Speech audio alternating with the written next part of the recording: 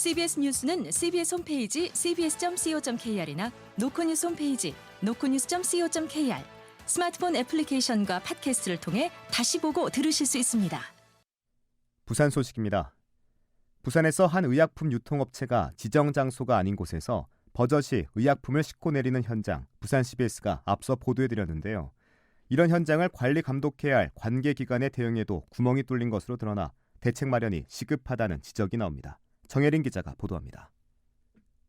병원이나 약국에 의약품을 유통하는 도매업체에 대한 인허가와 관리 감독은 업체가 위치한 지자체에서 담당합니다. 지자체는 최소한 3년에 한 차례씩 업체를 점검하지만 관리 대상은 관할 구역에 있는 물류창고 등 시설에 한정돼 있습니다. 해당 지역을 벗어나 이뤄지는 유통 과정에 대해선 별도의 점검이 이뤄지지 않는 겁니다. 이런 이유로 최근 의약품 도매상인 A업체가 비가 내리는 날 의약품 상하차를 벌인 부산의 한 야외 주차장도 점검 대상에서 빠져 있습니다. A업체의 물류센터는 경남 김해시에 있어 김해시 서부보건소가 관리 감독을 하지만 부산 지점은 단순 영업소라는 이유로 관리 감독하는 지자체가 없습니다. 규정에 어긋난 의약품 상하차가 이뤄져도 단속하는 기관이 없는 일종의 사각지대인 셈입니다. 부산시 관계자입니다. 약품 물류 창고라든지 이런 건 없고 단순하게 영업사원들 사무실 거기에 해당되기 때문에 저희한테 인허가를 받는 사항은 아니거든요. 점검해야 될 사항이 있으면 저희한테 협조 요청을 보내면 저희가 해당 사상구 보건소에서 같이 나가볼 텐데. 김해시 서부보건소도 김해에 있는 물류창고에 대해서는 보관안전 기준 등을 정기점검하지만 다른 지역에서 이뤄지는 유통 과정까지 모두 확인할 수는 없다는 입장입니다. 지자체들이 손을 놓고 있는 사이 의약품 안전에 영향을 줄 수 있는 위험한 상하차는 이어지고 있어 관리 공백을 메우기 위한 대책이 시급하다는 지적입니다. CBS 뉴스 정혜린입니다. 내년부터 청년의 범위가 넓어지고 학생에 있는 다자녀 가정에 학기 초 교육 포인트가 지원됩니다. 새해 달라지는 부산시 주요 제도와 시책을 박중석 기자가 전해드립니다. 먼저 청년 정책 지원 범위를 넓히기 위해 현재 18세에서 34세 이하인 청년의 범위가 18세에서 39세 이하로 확대됩니다. 다자녀 가정의 기준이 3자녀에서 2자녀로 변경된 가운데 이들 가정에서 초중고를 다니는 학생이 있으면 연초에 교육 지원 포인트를 지원합니다. 지원 금액은 2자녀에게는 30만 원, 3자녀 이상에게는 50만 원입니다. 자녀 출산 시 첫째는 200만 원, 둘째부터는 300만 원 상당의 바우처를 지급하고 0세에서 1세 부모 급여 지원을 확대합니다. 장애인 복지관을 이용하는 저소득 장애인에게 평일 점심을 제공하고 부산형 소아응급의료 인프라를 늘릴 계획입니다. 지역 경제 활성화를 위해 지역 화폐인 동백전 동백플러스 가맹점 추가 캐시백을 현행 2%에서 3%로 늘려 지원합니다. 이와 함께 시민안전보험 보장 항목에 상해 진단 위로금을 추가하고 호우 예비특보 발효 시 시내 하천의 진출입이 즉시 차단됩니다. 유치원과 어린이집, 학교 주변 30m 이내는 전면 금연구역으로 지정됩니다. 쾌적한 대중교통 환경 조성을 위해 시내버스를 탈 때 일회용 용기에 담긴 음식물 반입이 제한됩니다. CBS 뉴스 박중석입니다. 올해 부산 지역에서 사망자 수가 출생아 수보다 많은 인구 자연 감소 규모가 2년 연속 1만 명을 넘어선 것으로 나타났습니다. 통계청에 따르면 올해 1월에서 10월까지 부산의 누계 출생아 수는 11,000여 명으로 같은 기간보다 9.4% 급감했습니다. 반면 누계 사망자 수는 같은 기간보다 5.7% 줄어든 2만 1,000여 명으로 인구 자연 감소 규모가 1,703명으로 집계돼 2년 연속 10,000명을 넘겼습니다. 부산에서 40대 여성 A씨가 선출직 고위공직자였던 아버지의 이름을 언급하며 수십억 원대 투자 사기를 벌였다는 신고가 접수돼 경찰이 수사에 나섰습니다. 피해자들은 A씨가 2016년부터 지난달까지 공병세책 사업에 투자하면 매달 투자금의 5%를 수익금으로 주겠다며 50억 원 상당을 받아간 뒤 연락이 두절됐다고 주장하고 있습니다.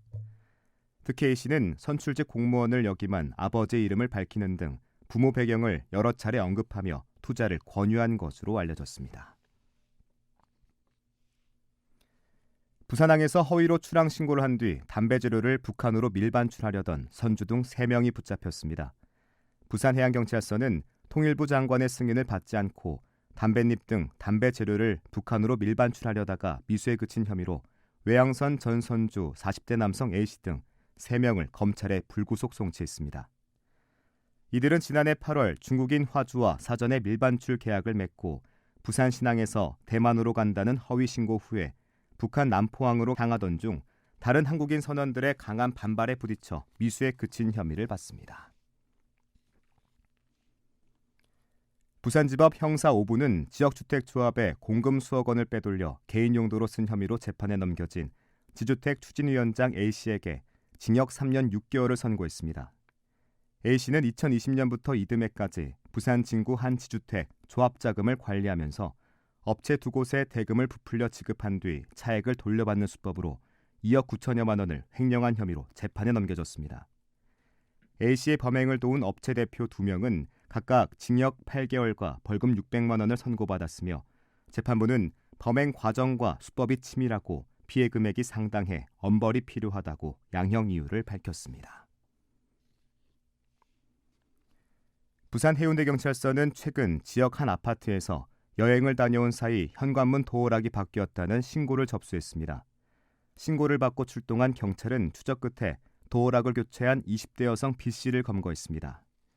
B씨는 경찰 조사에서 한 달가량 교제한 외국인 남자친구가 앞으로 함께 살 집이라고 도어락을 바꿔줄 것을 부탁했다며 자신이 로맨스 스캠을 당한 것 같다고 주장한 것으로 알려졌습니다.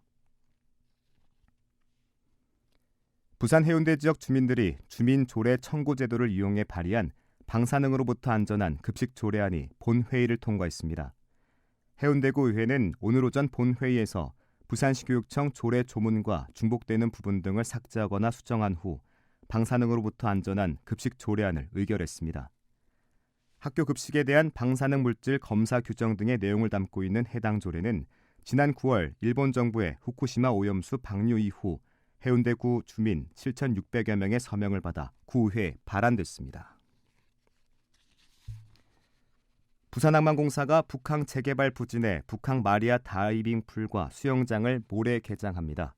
다이빙풀은 수심이 1.3m부터 24m까지 5단계로 나눠져 있는 영남권 최대 수심의 딥 다이빙풀로 초보부터 전문가까지 다양하게 이용할 수 있습니다.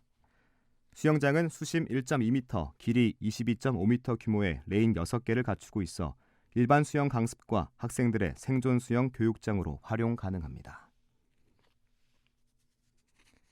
부산항만공사가 내년 총 예산을 올해보다 8.9% 늘어난 1조 4,952억 원으로 확정했습니다.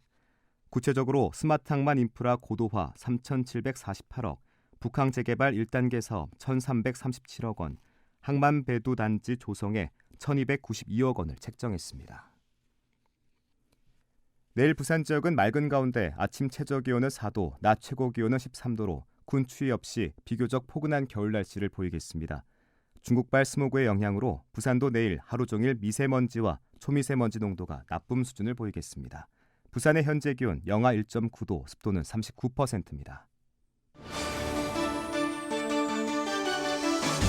부산 CBS 저녁 종합 뉴스를 마칩니다. 지금까지 진행해 엔지니어 김상길, 기자 김혜경, 아나운서 국제일이었습니다.